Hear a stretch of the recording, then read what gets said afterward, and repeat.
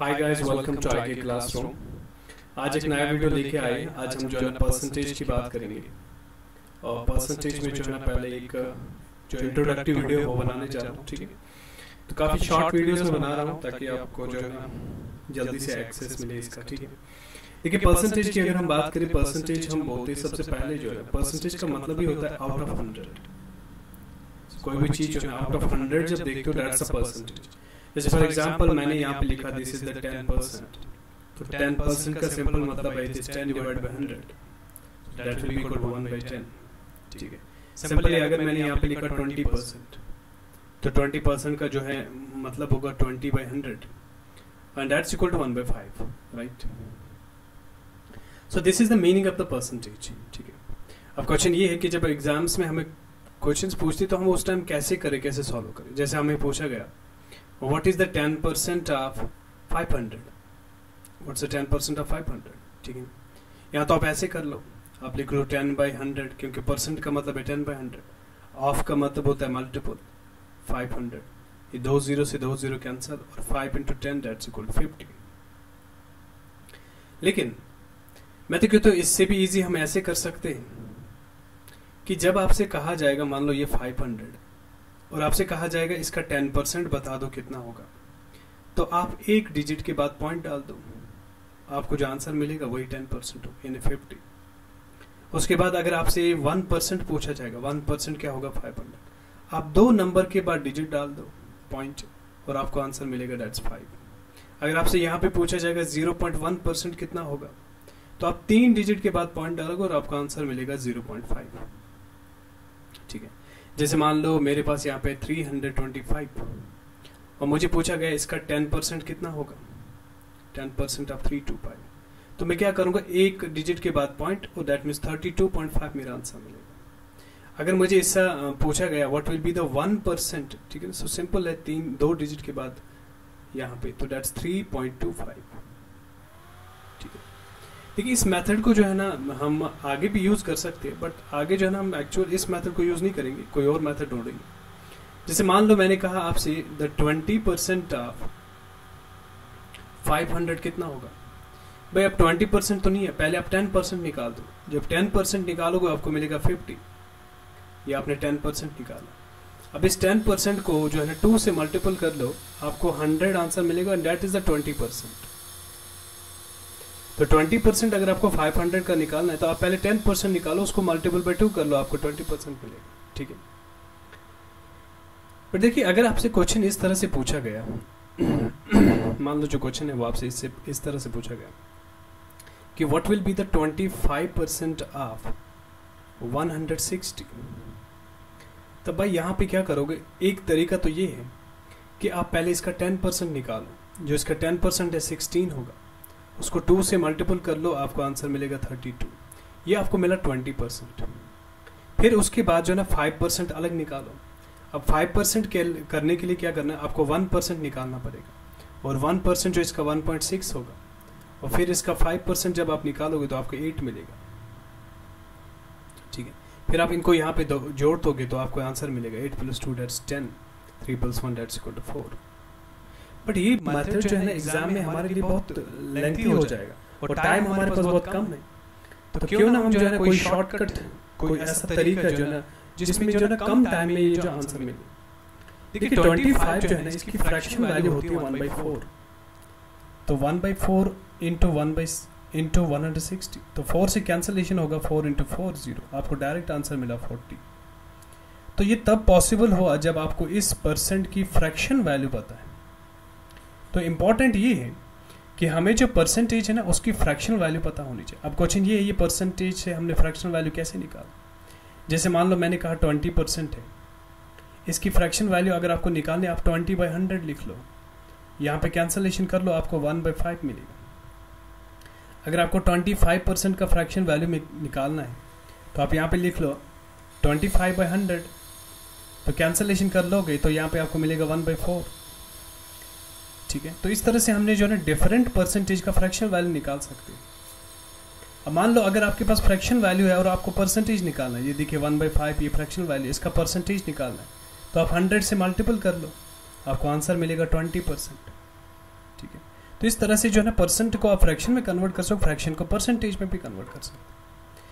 अब हर ये जो यहाँ पे मैं दिखा रहा हूँ, ये जो टेबल बनाए, ये चार्ट बनाए, दिस इज़ वेरी इंपॉर्टेंट क्योंकि हर किसी एग्जाम में आपको यही सब पूछा जाएगा।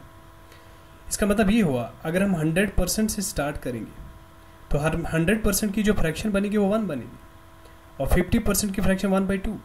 इसी तरह 1/3 जो है ना किसका फ्रैक्शन है 33 एंड 1/3% यानी 33.3। 1/4 जो है 25%, 1/5 जो है 20%। अब क्वेश्चन इसको याद कैसे करें? याद नहीं करना है आपको, डेली जो है इसको देखना है। डेली जब भी आप जो है अपनी प्रिपरेशन पे जाते हो तो आपको कंटिन्यूसली जो है इस टेबल को देखना पड़ेगा और अल्टीमेटली ये टेबल जो है ना आपको याद हो जाएगा। अब इस टेबल में जो है ना 1/16 तक दिया है, इससे ज़्यादा आपको याद नहीं रखना है, बट इससे ज़्यादा कुछ वैल्यूज़ आपको याद रखने पड़ेंगे, वो मैं बता दूंगा। कुछ है जो हमारे एग्जाम्स के लिए इम्पोर्टेंट है। जैसे मान लो आपसे पूछा गया 37 एंड 1/2%, तो इसकी जो फ्रैक्शन वैल्यू है वो आप याद रखोगे, डेट्स 3/8। ठीक है। इसी तरह मान लो आपसे पूछा गया 57 एंड 1/7%, तो इसकी जो फ्रैक्शन वैल्यू है डेट्स इक्वल टू 4/7। इसी तरह 71 एंड 3/7%, इसकी जो फ्रैक्शन वैल्यू होगी डेट्स 5/7। तो ये कुछ और भी चीज़ें हैं जो आप इसके साथ जो है याद रख सकते हो। याद रखने के लिए बहुत सारी चीज़ें हैं, ठीक है, लेकिन जो ये सारी चीज़ें जो मैंने टेबल और ये बता दें, दिस इज़ वेरी इंपॉर्टेंट। अब जो टेबल में कुछ परसेंटेज है, कुछ परसेंटेज है ना उनको याद रखने का तरीका है। जैसे मान लो जो 1 जो है 1, ये किसका फ्रैक्शन है 100%, ठीक है ना। अब इसका हाफ कर लो आप, इसका हाफ होगा 1/2 और इसका भी हाफ कर लो, ये बन जाएगा 50%, यानी 1/2 जो है ना 50% के फ्रैक्शन। अब इसका हाफ कर लो आप, इसका हाफ होगा 1/4 और इसका हाफ कर लो, आपको मिलेगा 25%। अब इसका भी हाफ कर लो तो 1/8 बन जाएगा और इसका हाफ करोगे आपको मिलेगा 12.50। अब इसका और हाफ कर लो तो 1/16 मिलेगा और यहाँ पे इसका हाफ करोगे तो आपको मिलेगा 6.25। इसी को आप लिख सकते हो 6 एंड 1/4। तो यहाँ पे देखिए इतने सारे वैल्यू जो है ना आपको इस चीज से याद रहेंगे, ठीक है। द सेकंड थिंग, अगर आपको दिया है कि 1/9 का जो फ्रैक्शन है वो बता दो, तो 1/9 का फ्रैक्शन होता है 11 एंड 1/9 और 1/11 का इसका उल्टा हो जाता है, वहाँ पे यहाँ पे 9 आएगा और यहाँ पे 1/11 होगा, ठीक है। तो इस तरह से इसको भी आप याद कर सकते हो, ठीक है। तो ये कुछ तरीके हैं थोड़े से कि जहाँ पे हम इन चीज़ों को ना याद रख सकते हैं, ठीक है।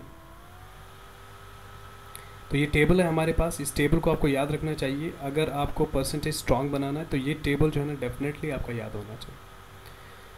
Let's move to other things कि देखिए मान लीजिए जो ये टेबल है यहाँ पे तो मैंने दे दिया आपको कि कुछ परसेंटेज जो है ना बेसिक परसेंटेज का वैल्यू मैंने दिया, उनका फ्रैक्शनल वैल्यू बता दिया। मान लीजिए आपके पास जो ना परसेंटेज कुछ इस तरह से 106 एंड 2/3%, इसका फ्रैक्शन वैल्यू बता दो। देखिए डायरेक्ट इसका फ्रैक्शन वैल्यू निकालना मुश्किल है, तो हम क्या करेंगे, इसको स्प्लिट करेंगे। हम लिखेंगे इसको 100 + 6 एंड 2/3%। अब भाई 100% जो है उसका फ्रैक्शन हमें पता है डेट्स इक्वल टू 1 और जो 6 एंड 2/3 है इसका फ्रैक्शन जो है डेट्स 1/15। यहाँ पे आप सॉल्व करोगे आपको मिलेगा 16/15, ठीक है ना। सिमिलरली मान लीजिए मैंने यहाँ पे कहा 457 एंड 1/7% और मैंने कहा इसका जो है ना फ्रैक्शन बता दो, तो आप इसको स्प्लिट कर लो। इसको आप स्प्लिट ऐसे कर लोगे 400 + 57 एंड 1/7%। भाई 400 का फ्रैक्शन कितना होगा, 100 का फ्रैक्शन 1 है तो 400 का फ्रैक्शन जो है ना 4 होगा और 57 एंड 1/2 जब आप टेबल में देखो अभी मैंने कहा था तो वहाँ पे आपको मिलेगा 4/7, तो इसको जोड़ के आपको मिलेगा 32/7। तो ये इसकी फ्रैक्शन वैल्यू, ठीक है। तो ये है कि जब आपके पास कोई परसेंटेज होगा उसको फ्रैक्शन में कैसे कन्वर्ट कर सकते हो। इसी तरह मान लो आपके पास फ्रैक्शन दिया है 3/11 और आपने इसको परसेंटेज में ये जो है ना कन्वर्ट करना है। देखिए 3/11 की परसेंटेज तो नहीं पता है, लेकिन 1/11 की पता है आपको, तो आप इसको ऐसे लिखो 3 × 1/11। अब 1/11 की जो परसेंटेज है वो आपने अभी देखी, डेट्स इक्वल टू 9 एंड 1/11। तो आप 3 से मल्टीपल कर लो, देखो 3 से जब मल्टीपल कर लोगे, एक तो 9 को करना पड़ेगा, एक तो इस 1 को करना पड़ेगा, नीचे डिनोमिनेटर को नहीं करना पड़ेगा। 3 into 9 that's equal 27, 3 into 1 that's 3 divide by 11। तो इस तरह से जो फ्रैक्शन है उसको हम जो है ना परसेंटेज में भी कन्वर्ट कर सकते हैं, ठीक है ना, फ्रैक्शन को परसेंटेज में भी कन्वर्ट कर सकते हैं। इसी तरह मान लो मैंने यहाँ पे लिखा कि 7/13 इसका परसेंटेज कितना होगा। देखिए 7/13 का तो नहीं पता, लेकिन 1/13 का पता है हमें, तो मैं लिखूंगा इसको 7 इंटू 1/13 का जो परसेंटेज होता है दैट इज 7 एंड 9/13। अब 7 से मल्टीपल करना पड़ेगा इस 7 को और इस 9 को। 7 इंटू 7 दैट्स 49, 7 इंटू 9 दैट्स 63/30। अब लेकिन जो 63 है यहाँ पे ये 13 से बड़ा है, तो इसका और डिवाइड हो गया, तो इसमें ऐसे लिखूंगा 49 प्लस 63/13, ऊपर दिखाता हूँ यहाँ पे, ठीक है। तो now this is equal to 49 plus 13 से जब इसको डिवाइड कर लोगे आप 4 से डिवाइड होगा और वहां पे बचेगा 11/3, ठीक है। अब 49 में से इस 4 को प्लस कर लो, वहां पे मिलेगा 53, बाकी 11/13 जो ना ऐसे ही रहेगा। सो this is the percent value of the 7/13, ठीक है। तो इस तरह से जो है ना परसेंट वैल्यू आप निकाल सकते हैं। देख लीजिए, मान लीजिए मैंने यहाँ पे लिखा 16 एंड 2/3%, इसकी जब फ्रैक्शनल वैल्यू आप देखोगे दैट विल बी 1/6। देखिए इसकी मीनिंग क्या है, इसकी मीनिंग ये है कि जो 1/6 है, 1/6 का जो 16 एंड 2/3% है वो बराबर है 1 के, सॉरी जो 6 है इसका जो 16 एंड 2/3% है वो 1 के बराबर। पहले मैं इसको स्टेटमेंट के फॉर्म में लिखूंगा कि इस चीज का जो है ना यहाँ पे मीनिंग ये है, it means 16 and 2/3% of 6 is equal to 1। 16 and 2/3% of 6 is equal to 1। इसी तरह मान लीजिए मैंने आपसे कहा 37 एंड 1/2%, इसकी फ्रैक्शनल वैल्यू जो है ना वो 3/8 है। तो इसका मतलब ये है कि जो यहाँ पे 8 है, जो यहाँ पे 8 है, यानी 37 एंड 1/2% ऑफ 8 जो है that's equal to 3, that's equal to 3। मान लीजिए आपसे कहा गया ये जो यहाँ पे डिनोमिनेटर में नंबर है this is called the original number, ठीक है ना, और जो 1 है ये इसकी परसेंटेज वैल्यू है, ये इसकी परसेंटेज वैल्यू। मान लो आपसे यहाँ पे कहा गया कि 6 में जो नंबर है 6, इसमें जो है ना 16 एंड 2/3% ऐड किया गया, तो बता नया नंबर कितना होगा। तो 6 जो है इसका जो 16 एंड 2/3% है वो बराबर है 1 के, तो आपको 1 जोड़ना पड़ेगा और आपका आंसर मिलेगा 7। सो ये इसकी मीनिंग है कि जो ये ओरिजिनल नंबर है इसका जो 16 एंड 2/3% है वो बराबर है 1 के। जैसे मैंने यहाँ पे लिखा 25% इज इक्वल टू 1/4, तो कहने का मतलब ये है 4 का जो 25% है दैट्स इक्वल टू 1, ठीक है। तो ये इसकी मीनिंग होगी यहाँ पे, ठीक है। तो इस बेसिस पे जो है ना हम अब कुछ क्वेश्चंस कर लेंगे यहाँ पे, जैसे how is 3/4 expressed as percentage. आपको फ्रैक्शन दिया है, आपसे कहा गया इसको फ्रैक्शन, इसको परसेंटेज में कैसे कन्वर्ट करें। अब 3/4 का तो नहीं पता है आपको, लेकिन 1/4 का पता है। भाई 1/4 का जो परसेंटेज है वो 25% है, जो जब 3 से आप मल्टीपल कर लोगे ये बन जाएगा 75%। तो ऑप्शन 4 जो है इसका आंसर होगा, ठीक है। सिंपल है बहुत ही। यहाँ पे कहा गया है कि 12 एंड 1/2% ऑफ 25% ऑफ 320 किसके बराबर होगा। अब 12 एंड 1/2% जो है ना 1/8 के बराबर होती है इसकी फ्रैक्शन वैल्यू, 25% की फ्रैक्शन 1/4 होती है, और यहाँ पे 320 है। कैंसलेशन कर लो, देखो 8 इंटू 1 8 इंटू 4 32 होता है 0। अब 4 से होगा 4 इंटू 1 4 इंटू 10, तो 10 आपका आंसर होगा सिंपल। तो 1 सेकंड में जो है ना आप आंसर फाइंड आउट कर सकते हैं अगर आपको फ्रैक्शन वैल्यूज पता है। अब देखिए यहाँ पे क्वेश्चन ये कहा गया कि 16 एंड 2/3%, क्योंकि 16.66 का वही मतलब होता है। कोई नंबर है, मान लो कोई नंबर है, मुझे नहीं पता कौन सा नंबर, ठीक है ना, उसमें हम 16 एंड 2/3% ऐड कर रहे हैं, ठीक है ना, तो वहां पे आपको नंबर मिल रहा है ये। यानी इसको पहले हम ट्रेडिशनल मेथड से ऐसे समझेंगे कि मान लो लेट कोई नंबर जो है ना x है, ठीक है ना, उस x में से जो है ना 16 एंड 2/3% ऑफ नंबर, यानी इस नंबर का जब आप जोड़ोगे तो आपको आंसर मिलेगा 4956। जब हम ये सॉल्व करेंगे तो हमें आंसर मिलेगा, बट हमें ये मेथड करना ही नहीं। भाई यहाँ पे कह रहा है 16 एंड 2/3%। 16 एंड 2/3% की फ्रैक्शन लिख लो, वो बराबर है 1/6। इसका मतलब ये हुआ हमारा जो ओरिजिनल नंबर है वो है 6। ठीक है, तो ये कह रहा है कि जो 6 है, जो ओरिजिनल नंबर है, इसमें अगर आप 16 एंड 2/3% ऐड करोगे, मैंने अभी कहा था इस ओरिजिनल नंबर का जो 16 एंड 2/3% है वो बराबर है 1 के, यानी इसमें अगर 1 आप जोड़ोगे आपको नया नंबर मिलेगा 7। और क्वेश्चन में कहा गया इस 7 की जो वैल्यू है वो बराबर है 4956। हम मान लेते हैं ये 7 यूनिट्स है, तो यहाँ पे आप निकाल सकते हो एक यूनिट की जो वैल्यू है वो बराबर आएगी 708। जब 7 से कैंसिलेशन होगी ये आंसर होगा। आपको ओरिजिनल नंबर निकालना है, देयरफॉर जो ओरिजिनल नंबर होगा वो बराबर है 6 यूनिट का। भाई एक यूनिट की वैल्यू आपने निकाल दी, दैट इज 708। यहाँ पे मल्टीपल कर लो, 6 into 8 दैट्स 4860, तो 4 6 into 4 दैट्स 42, तो 4248 जो है आपका आंसर मिलेगा यहाँ पे। सिंपल, ठीक है। तो सिंपली हम इस क्वेश्चन को कर सकते हैं अगर हमें फ्रैक्शन मेथड। देखिए यहाँ पे कह रहा है if length of the rectangle is increase by 37.5% and it's breadth is decrease by 20%, then find the change in area. देखो इस चीज को हम कैसे कर सकते हैं कि length of the rectangle is increase by 37.5।